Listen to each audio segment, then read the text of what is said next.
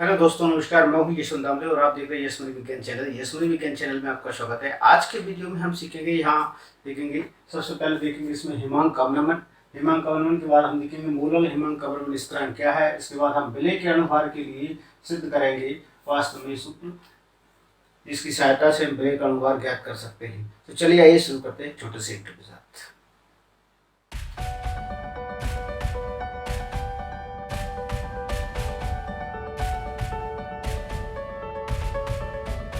समझेंगे। सबसे पहले हिमांक अवनमन में से हम देखेंगे सबसे पहले हिमांक कि हिमांक क्या है। तो हिमांक यहाँ पर देखें तो दो शब्द से मिलकर बना हुआ, ठीक है। एक तो यहाँ पर आएगा हिम और दूसरा है अंक। तो ऐसे आप ध्यान रखेंगे। हिमांक से तात्पर्य दो शब्दों से हुआ, हिम धन अंक, अर्थात हिम का तात्पर्य होगा बर्फ, जैसे हम बोलते हैं बर्फ का मतलब होता है ठोस, क्योंकि बर्फ यहाँ होती है ठोस अवस्था में पाई जाती है। जो आप देखेंगे तो बर्फ रहती है ठोस अवस्था में, सॉलिड, ठीक। और अंक का मीन्स होता है नंबर, ठीक ना, या कोई संख्या। वो इकाई की संख्या है, संख्या रहेगी ताप की। जिस ताप पर द्रव पदार्थ ठोस में परिवर्तित होता है वह कहलाता है उसका हिमांक। तो अपन इसकी सीधी परिभाषा दे सकते हैं, जब वह ताप जिस पर कोई भी द्रव ठोस अवस्था में परिवर्तित होता है वह उस द्रव का क्या कहलाता है, हिमांक कहलाता है। तो हम इसे यहाँ पर लिख सकते हैं कि वह ताप जिस पर कोई द्रव जम जाता है, द्रव का हिमांक कहलाता है। जो जिस ताप पर भी कोई भी द्रव पदार्थ जमेगा या ठोस में परिवर्तित होगा वह उसका क्या कहलाएगा, हिमांक कहलाएगा, जिसे हम कहते हैं हिमांक। ऊपर लिखा गया है, तो हिमांक से यही शब्द का तात्पर्य है। और अब हम आगे देखेंगे अवनमन। जो लिखा है अवनमन का मतलब होता है कमी आना। तो कमी कैसे आती है, कोई भी द्रव पदार्थ के हिमांक में कमी का आ सकती है। जैसे कि मैंने पिछले वीडियो में आपको क्वथनांक उन्नयन के बारे में बताया है, तो क्वथनांक उन्नयन भी हमने पढ़ा है। तो क्वथनांक के बारे में आप जानते हैं, उसके बारे में आपने ये देखा कि किसी भी विलायक के वाष्प दाब में अधिक वृद्धि कब हो जाती है। अधिक वृद्धि होने का मतलब था कि उसमें हम आवासीय विलेय मिला रहे थे। क्या मिला रहे थे, आवासीय विलेय। यहाँ पर हम देखेंगे कोई भी द्रव पदार्थ था, तो द्रव पदार्थ ये है। यहाँ पर हम लेंगे बीकर में, ये दिया है हमें द्रव पदार्थ, ठीक। यहाँ पर भी द्रव पदार्थ दिया है। इस द्रव पदार्थ में हम देख रहे हैं ये शुद्ध विलायक है, और शुद्ध विलायक में हमने यहाँ से ये देख रहे हैं कि ये शुद्ध विलायक है। तो शुद्ध विलायक में वाष्पशील होने वाले अणुओं की संख्या ज्यादा है। ये वाष्पित होने वाले अणुओं की संख्या कैसी थी, ज्यादा थी, ठीक है। और यहाँ पर देख रहे हैं कि वाष्पशील होने वाले अणुओं की संख्या कैसी हुई थी, कम, क्योंकि हमने इसमें अवाष्पशील पदार्थ मिला दिए थे। बीच बीच में ये अवाष्पशील पदार्थ यहाँ पर मौजूद थे, जो कि मैंने रेड कलर से बनाया है। वो अवाष्पशील पदार्थ है जो कि वाष्पित होने नहीं दे रहे थे, इसलिए उसके वास्तव में कहा जा रहा है कि उसके वाष्पन में क्या आ रहा था, अंतर आ रहा था। तो उसके वाष्पदाब में अंतर आ रहा था, उसके वाष्पदाब में कमी हो रही थी। अब यहाँ पर हमको पदार्थ को हीट नहीं करना, बल्कि हमें क्या करना है, हिमांक को देखना है। हिमांक को देखने के लिए हम इसका जस्ट उल्टा कर देंगे, ठीक है। क्या कर देंगे, उल्टा कर देंगे, ठीक। तो गर्म हमें नहीं करना है, हीट हमें नहीं करना है, ठीक है। तो अब हम यहाँ पर देख रहे हैं कि ये है शुद्ध विलायक, मैंने लिखा है, ठीक। आपको डायग्राम में यह दिख रहा है, ये शुद्ध विलायक के साथ में आवासीय विलेय युक्त विलयन, आवाष्पशील विलेय युक्त विलयन।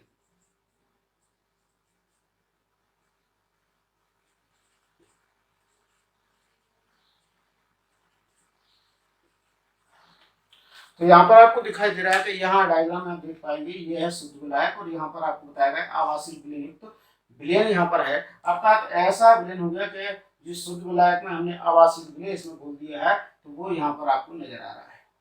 तो हम कह रहे हैं कि यदि शुद्ध विलायक है और शुद्ध विलायक का हिमांक हम मान के चलते हैं 0 डिग्री है। शुद्ध विलायक का हिमांक हम देखेंगे, शुद्ध विलायक का हिमांक यदि आप देखें तो शुद्ध विलायक का हिमांक होगा कितना है, TF 0 है। अर्थात यह 0 डिग्री पर बर्फ में परिवर्तित हो जाता है या ठोस अवस्था में परिवर्तित हो जाता है। यहाँ पर हमें ये दिखाई दे रहा है, ठीक ना। तो ये कितने पर, 0 डिग्री पर। ये किसके लिए लिखा है, मैंने शुद्ध विलायक के लिए लिखा है, आपको ये ध्यान रखना, नोटिस करना है। शुद्ध विलायक के लिए हिमांक तो शुद्ध विलायक हम मान के चलते हैं कि माना कि शुद्ध विलायक वास्तव में 0 डिग्री पर, मतलब कि जहाँ कह रहे हैं कि 0 TF 0 पर क्या हो जाता है, बर्फ में परिवर्तित हो जाता है, अर्थात ये हिम में बदल जाता है। इसके बाद हम देखेंगे आवासीय विलयन, आवासीय विलय युक्त विलयन, आवासीय विलय युक्त विलयन के बारे में देखते हैं। तो ये मान लेते हैं कि यहाँ पर वास्तव में देखा जाए TF ताप पर जाकर हिमांक में परिवर्तित हो पाता है, अर्थात ये विलयन का हिमांक होगा। किसका हिमांक लिख दिया है मैंने, ये लिख दिया है मैंने विलयन का हिमांक। तो यहाँ पर विलयन का हिमांक है ठीक TF। अब यहाँ पर विलयन का हिमांक हमारे पास है, विलायक का हिमांक हमारे पास है। तो आपको ये ध्यान में रखना है कि विलायक है वो जो हिमांक बिंदु है 0 डिग्री है, 0 है इसका टेम्परेचर, और विलयन में मिला है आवासीय विलय, जिसके कारण इसका वाष्प हो जाएगा कैसा, कम, और साथ साथ में कम होगा। तो यह अब निम्नतम ताप पर और निम्नतम ताप पर जाकर कैसे हिमांक में परिवर्तित होगा या हिम में परिवर्तित होगा या जमता है, इसके हिमांक का पॉइंट और नीचे चला जाएगा, अर्थात जो हिमांक का पॉइंट वो नीचे चला जाएगा और इसमें कमी हो जाएगी, हिमांक में कमी हो रही है। शुद्ध विलायक की अपेक्षा आवासीय विलय युक्त विलयन के हिमांक में जो कमी होती है उसी को कहा जाता है हिमांक अवनमन। हम यहाँ पर देखेंगे और अब ग्राफ की सहायता से हम इसे समझ सकते हैं। ठीक, तो हम यहाँ पे लिखना यही है कि जब शुद्ध विलायक में आवासीय विलय पदार्थ घोला जाता है, आवासीय विलय पदार्थ घोला जाता है जिससे उसके हिमांक में कमी आ जाती है, या हिमांक में जो कमी आती है उसी को हम कह देते हैं हिमांक अवनमन के नाम से भी हम उसे जानते हैं। आगे हम इसी ग्राफ की सहायता से समझने का प्रयास करेंगे। टेम्परेचर ले लेंगे आप ताप, ये बढ़ती दिशा में है, और यहाँ पर ले लेंगे हम वाष्प दाब, तो यहाँ पर रहेगा वाष्प दाब ठीक ऊपर की ओर, ये वाष्प दाब रहेगा। अब यहाँ पर सबसे पहले विलायक के हिमांक के बारे में बात कर रहे हैं। तो विलायक का हिमांक कितना है, विलायक का हिमांक देखते हैं हम TF0, यहाँ पर विलायक का हिमांक है, तो यहाँ पर हमने लिख दिया ये विलायक का हिमांक है TF0, जिसे हम प्रदर्शित कर रहे हैं विलायक के हिमांक को। ठीक, और यहाँ पर आप देख पाएंगे, ये देखिए ये संरचना मैंने बना दी है, और ये बिंदु यहाँ पर रहेगा, बी पॉइंट रहेगा, ये आपको यहाँ नजर आ रहा है, तो वो वास्तव में क्या कहलाएगा, विलायक का हिमांक बिंदु है। ठीक ना, यहाँ पर इस टेम्परेचर पाकर विलायक क्या हिमांक में परिवर्तित होने लगता है। ठीक ना, यहाँ पर TF0 पर, साथ साथ में जैसे ही उसमें आवासीय विलय की अशुद्धि मिलाई जाती है तो वह वास्तव में इससे कम टेम्परेचर पर, अर्थात जिसे हम लिखेंगे TF, कितना लिखेंगे TF पर क्या होता है, वह वास्तव में विलयन कम दाब पर या कम वाष्प दाब पर, क्योंकि उसकी वाष्प दाब का मान घट जाएगा। तो वाष्प दाब हम ऊपर ले रहे हैं तो नीचे जाएंगे, घटेगा, तो वाष्प दाब को घटने का कॉलम हम यहाँ से इसमें बनाएंगे, तो वाष्प दाब यहाँ पर कम है इसका। और विलायक का वाष्प दाब कैसा है, इसकी अपेक्षा अधिक है, यहाँ पर ये दिखाई दे रहा है, यहाँ पर हमने लिख दिया। तो ये ग्राफ ये होगा AB, ठीक है ना, ये ग्राफ होगा यहाँ से यहाँ तक की जो अवस्था होगी वो वास्तव में ये क्या दर्शाएगा, हिमांक बिंदु को दर्शा रहा है। ठीक ना, और यहाँ से इसे आप मिला दें तो यहाँ पर ये कहलाएगा विलायक का हिमांक। किसका हिमांक कहलाएगा, ये विलायक के हिमांक के वक्र को दर्शाने का काम करेगा, विलायक का हिमांक यहाँ पर हम लिख देंगे। ठीक, और जैसे ही यहाँ पर देखेंगे आप, एक ग्राफ यहाँ से आपके सामने बनेगा, तो ये बिंदु यहाँ पर बनेगा, ये हो जाएगा आपका C बिंदु, ये हो जाएगा D बिंदु, और एक और बिंदु यहाँ पर बनेगा जिसे हम कहेंगे E बिंदु। तो CDE वक्र जो मिलेगा वो वास्तव में विलयन के हिमांक का वक्र यहाँ पर हमको मिल रहा है, और यहाँ पर विलयन इस TF टेम्परेचर पर जाकर हिम में परिवर्तित हो जाता है या जम जाता है, जिसे हम कह देते हैं बर्फ में परिवर्तित हो जाता है। तो यहाँ से आप इनको बना सकते हैं। अब इन दोनों का जो अंतर आएगा, इन दोनों टेम्परेचर्स का जो अंतर आएगा, अंतर को हम क्या देख लेते हैं। सबसे पहले अधिक टेम्परेचर ये रहेगा, यहाँ पर देखेंगे वाष्प दाब का मान ज्यादा है, तो यहाँ पर इसका अंतर जो निकल कर आएगा वो निकल कर आएगा TF0 माइनस TF, बराबर में हम लिखेंगे इसे डेल्टा TF, ये इसका मान निकल कर आएगा। ये हिमांक अवनमन कहलाएगा, डेल्टा TF, जिसे हम हिमांक अवनमन के नाम से जानते हैं। तो देख लेते हैं हिमांक अवनमन है क्या। इसकी परिभाषा को आपको देना है तो किस प्रकार से आप यहाँ पर देंगे परिभाषा, आप देख लें तो किस प्रकार से आपको परिभाषा लिखना है। तो परिभाषा लिखने में कोई कठिनाई नहीं होगी। तो लिखेंगे विलायक का हिमांक तथा विलयन के हिमांक के अंतर को, आप सीधे सीधे भी लिख सकते हैं, विलायक के हिमांक और विलयन के हिमांक के अंतर को हम क्या कह देते हैं, हिमांक अवनमन कह देते हैं। तो यहाँ हम लिख सकते हैं इसे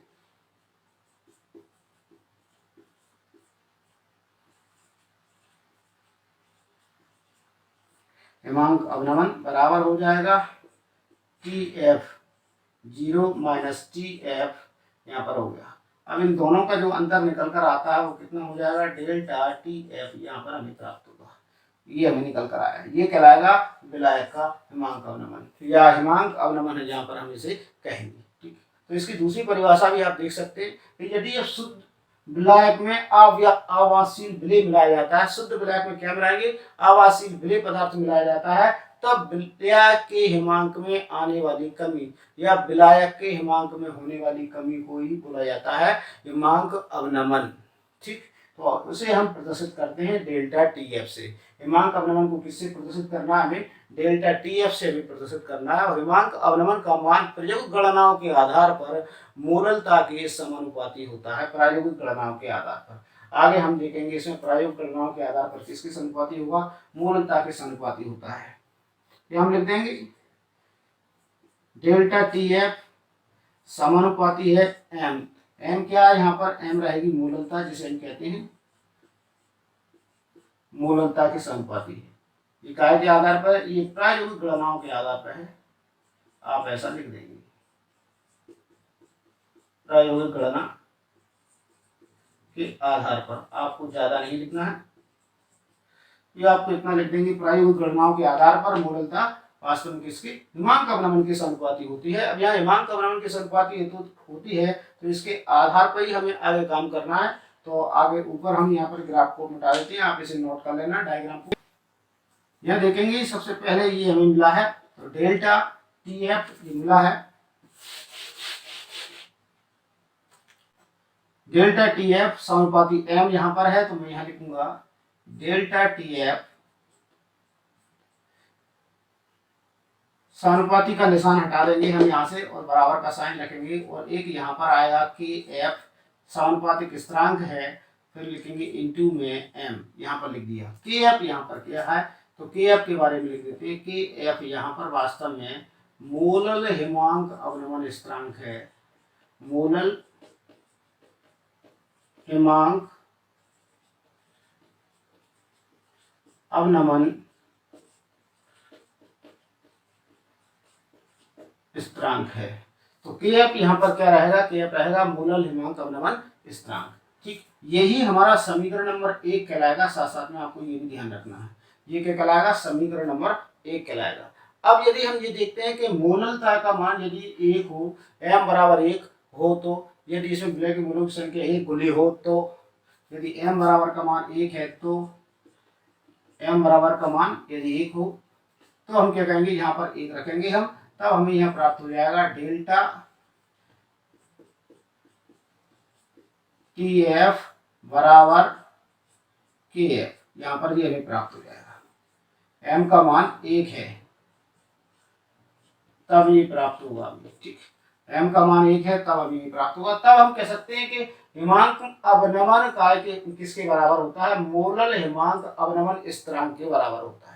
अर्थात जो हिमांक अवनमन होगा वही मोलल हिमांक अवनमन स्थिरांक के बराबर कहलाएगा। अब मोलल हिमांक अवनमन स्थिरांक को परिभाषित करना है, क्वेश्चन आता है कभी कभार कि मोलल हिमांक अवनमन स्थिरांक को परिभाषित कीजिए, तो आपको सीधी सीधी परिभाषा मोललता की परिभाषा के आधार पर इसकी परिभाषा बनती है, वही आप उसमें लिख सकते हैं कि यदि 1000 ग्राम विलायक में विलय का 1 मोल घुला हुआ है, कितने में 1000 ग्राम विलायक। परिभाषा को ज्यादा कठिन नहीं है, बहुत सरल परिभाषा है, आप उसे इस की सहायता से बना सकते हैं।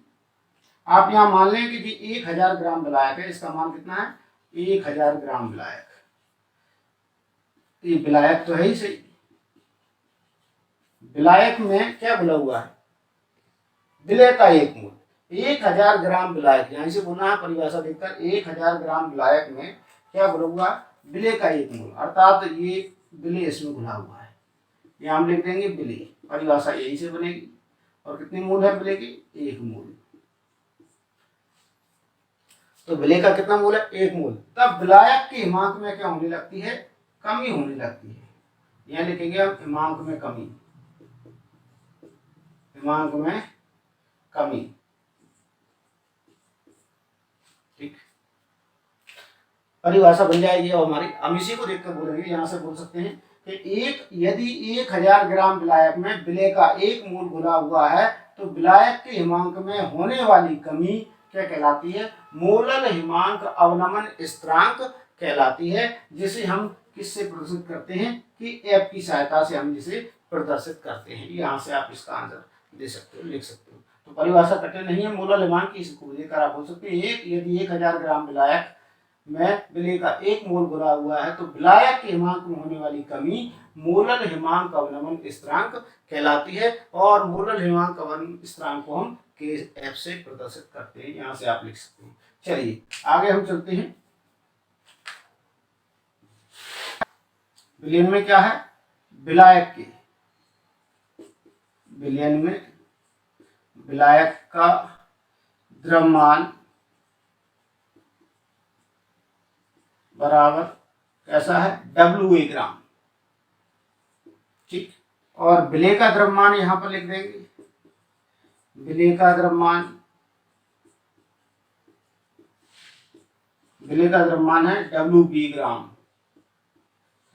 और विलय का अणुभार लिख देंगे, विलय का अणुभार, विलय का अणुभार है MB। ठीक है, तो यहाँ पर ये सारी चीजें हमने लिखी हैं। इसके बाद हम देखते हैं मोललता से। तो विलायक की मोललता क्या हुई, यहाँ पर लिखेंगे विलायक की मोललता।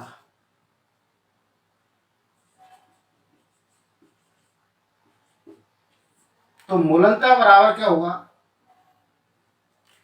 ये तो विलयन में होगा पूरी, ठीक है ना। और विलयन इसलिए बोल रहा हूं मैं, यहाँ विलयन इसलिए बन गया है कि उसमें हमने विलय घोल दिया है, इसलिए वो क्या बन गया है, विलयन बन गया है, और कोई कारण नहीं है। ठीक, तो यहाँ पर हम देखेंगे सबसे पहले मोललता। मोललता का सूत्र आपको याद होना चाहिए। तो मोललता का सूत्र होता है M बराबर WB बटे MB इंटू 1000 बटे इंटू WA। ये मोललता का फॉर्मूला है। इस फॉर्मूले को लेकर हमें समीकरण 1 में यहाँ मान रखना है। ठीक, इस फॉर्मूले का मान हमें कहाँ रखना है, समीकरण 1 में। तो समीकरण 1 में जब हम इसका मान रखेंगे तो आप उत्तर पाएंगे। यहाँ पर देखेंगे डेल्टा TF बराबर, यहाँ आएगा आपका KF इंटू में M के स्थान पर ये मान हम यहाँ पर रख रहे हैं, तो ये आ जाएगा WB। मान में दूसरे प्रकार से रख देता हूँ, यहाँ पर ये मान हम रख रहे हैं। तो यहाँ पर देखिए M का मान यहाँ पर रखेंगे तो जो मैं लिख देता हूँ WB इंटू 1000, और यहाँ लिखेंगे हम MB इंटू WA, ये लिख दिया। अब हमें ज्ञात क्या करना है, हमें ज्ञात करना है MB का मान, अर्थात विलय का अणुभार ज्ञात करने का सूत्र ज्ञात करना है। तब हम इसको ले जाएंगे यहाँ ऊपर और इसे यहाँ ले जाएंगे भाग में, अर्थात इनका कर देंगे पक्षांतर। इनका पक्षांतर कर देंगे तो हमें समीकरण जो प्राप्त होगा, देखिए नेक्स्ट समीकरण हमें प्राप्त होगा MB आ जाएगा इधर, तो MB को हम यहाँ लिख देते हैं। MB बराबर, अब हमारे पास KF ऊपर है तो KF लिखेंगे हम यहाँ पर पूरा। देखिए KF इंटू हमारे पास क्या है WB, WB लिख दिया, इंटू 1000 है ये लिख दिया, बटे में क्या आ जाएगा, बटे में डेल्टा TF आ जाएगा, डेल्टा TF इंटू फिर क्या बचा है WA आएगा। इस प्रकार से ये सूत्र हमारा क्या हो जाएगा, कंप्लीट हो जाएगा। और यही हमें फाइंड आउट करना थी, या हमें यही प्रूव करना थी। तो ये विलय का अणुभार ज्ञात करने का सूत्र है, जिसे आप इस प्रकार से सॉल्व कर सकते हो। और आपको कहीं समस्या आती है और कठिनाई लगती है तो आप मुझे कमेंट बॉक्स में लिख सकते हैं। मैं आपका प्रॉब्लम का सॉल्यूशन ऑनलाइन ही दूंगा, ऑनलाइन क्लास पे आपको दे दूंगा, ठीक है ना।